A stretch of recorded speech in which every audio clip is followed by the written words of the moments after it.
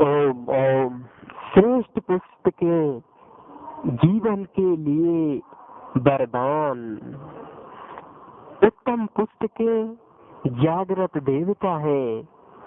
उत्तम विचार, उदात्त भावनाएं, भव्य कल्पनाएं जहाँ है वही स्वर्ग है।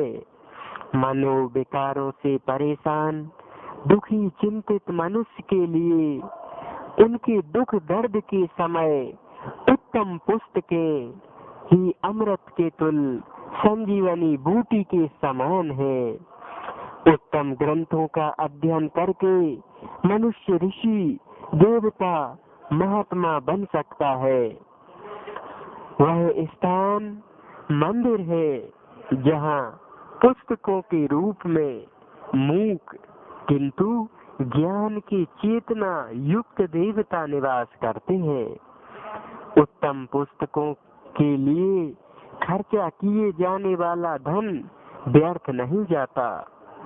पुस्तकों का अध्ययन ऐसी साधना है जिससे मनुष्य अपने अंतर्बाह्य जीवन का पर्याप्त विकास कर सकता है। अच्छी पुस्तकें मनुष्य को धैर्य, शांति और सांत्वना प्रदान करती है। जो अभिभावक अपनी संतान के लिए धन, वस्त्र, सुख, आमोद प्रमोद के साधन ही नाच छोड़कर उत्तम पुस्तकों का संग्रह छोड़ जाते हैं, वे दादा परदादा पिताजी बहुत बड़ी संपत्ति अपने घर परिवार के लिए छोड़ जाते हैं। उत्तम पुस्तकों के सहारे मनुष्य भव सागर की भयंकर लहरों में भी सरलता से तैरकर उसे पार कर सकता है। पुस्तकों की उपयोगिता अध्ययन से ही है, अन्यथा वे कीड़ों का भोजन बनने के सिवाय, धूल बनने के सिवाय और कुछ नहीं करती। स्नेहमयी जननी की मीठी मीठी थपकियां बच्चों को मीठी नींद में सुला देती है।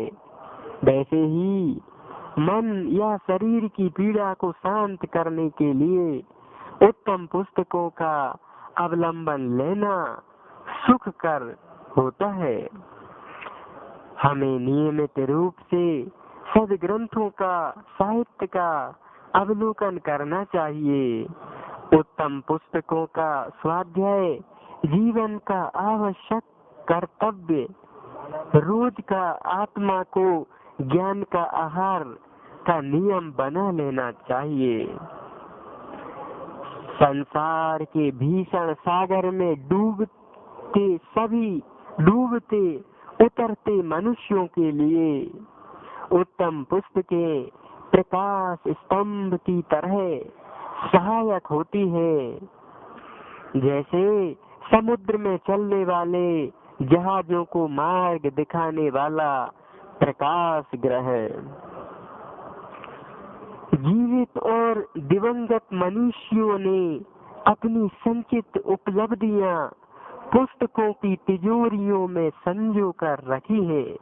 वे सभी चले गए या हमसे दूर हैं, पर उनके द्वारा उपार्जित ज्ञान भंडार हमारे लिए अभी भी उपलब्ध है। उसे हम अभी भी पुस्तकों के माध्यम से उन महापुरुष को समझ सकते, सुन सकते, अपना सकते, देख जान सकते हैं।